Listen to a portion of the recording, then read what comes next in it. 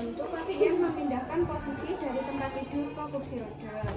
Indikasinya pasien yang akan melakukan pemeriksaan penunjang lain yang harus dilakukan di ruang lain.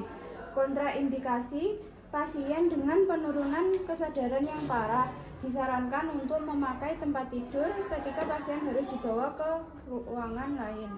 Tujuannya memberikan kenyamanan kepada pasien untuk bersosialisasi, memberikan aktivitas pertama untuk pasien yang tidak baring, dan saat pasien akan menjalani pemeriksaan diagnostik. Petugasnya mahasiswa dan dosen, persiapan alat-alatnya yang pertama kursi roda.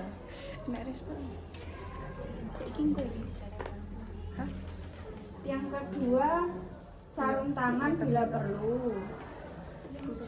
Yang ketiga selimut dan bantal bila perlu. Ya. Persiapan pasien yang pertama memberikan penjelasan tentang tujuan dan alasan tindakan. Yang tujuannya apa? Siapa dulu? Yuk, ya SP-nya. Selamat siang Bu. Perkenalkan, saya Pratinka Putri dari Stikes Patria Husada Blitar.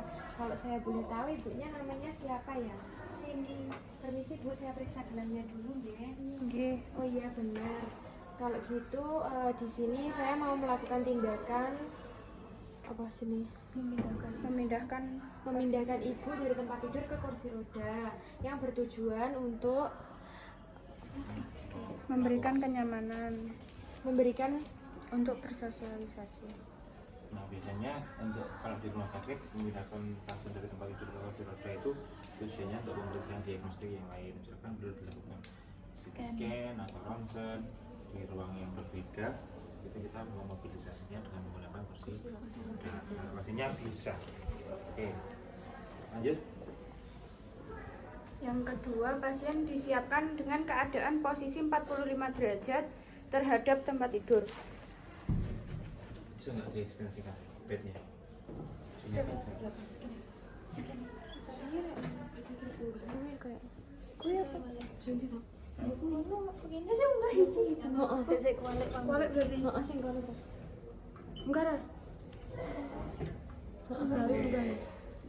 45.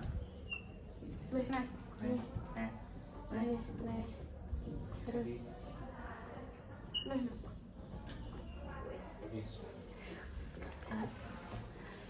Lanjut. Kaji kondisi pasien. bagaimana perasaan ibu?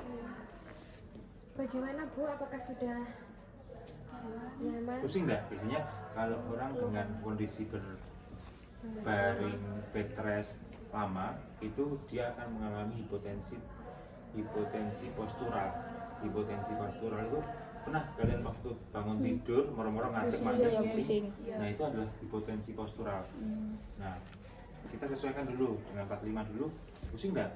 Kalau enggak, setengah duduk dari atas tempat tidur, baru kita pindahkan. Yuk, coba lanjutkan dulu ya, bacanya. Identifikasi toleransi fisik melakukan pergerakan.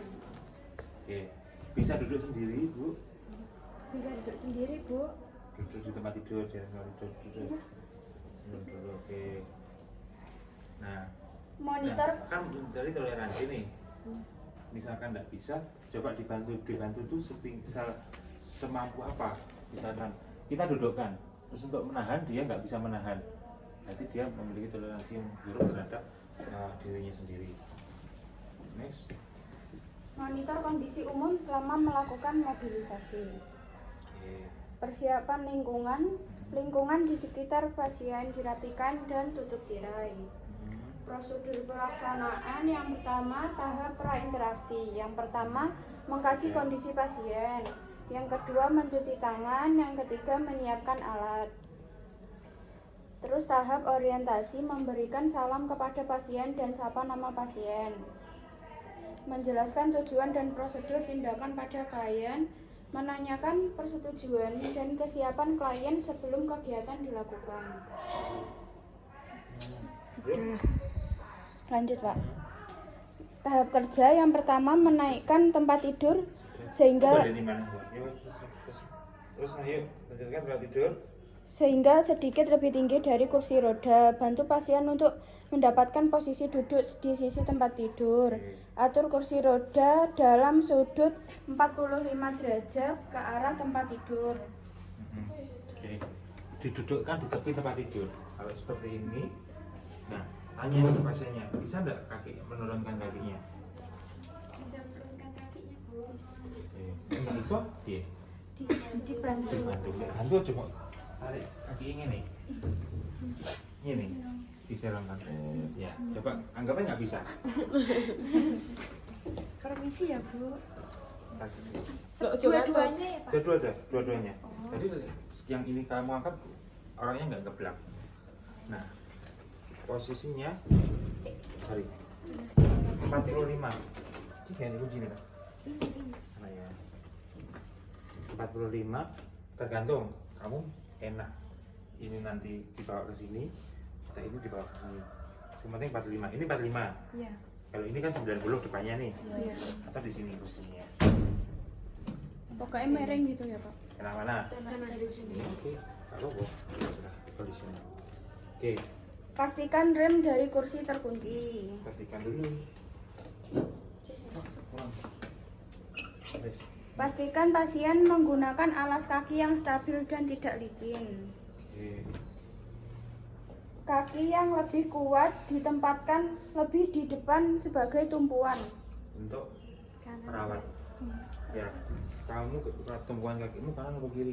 Kanan. Kayak kanan, ini lebih kuat di kanan. Ya, tergantung kemampuan pasiennya. Kalau pasiennya kita berdirikan, dia mampu berjalan pelan ke sini. Sedangkan kalau enggak, sedikit nanti diangkat. Ya, next. Next, Pak. Ya. Posisikan kaki perawat dalam keadaan terpisah dengan jarak yang cukup. Terpisah ini benggang, artinya nggak rapat. Satu nih jadi tumpuan. Tekuk punggul dan lutut perawat, sejajarkan pinggul dan lutut dengan kaki pasien. Coba.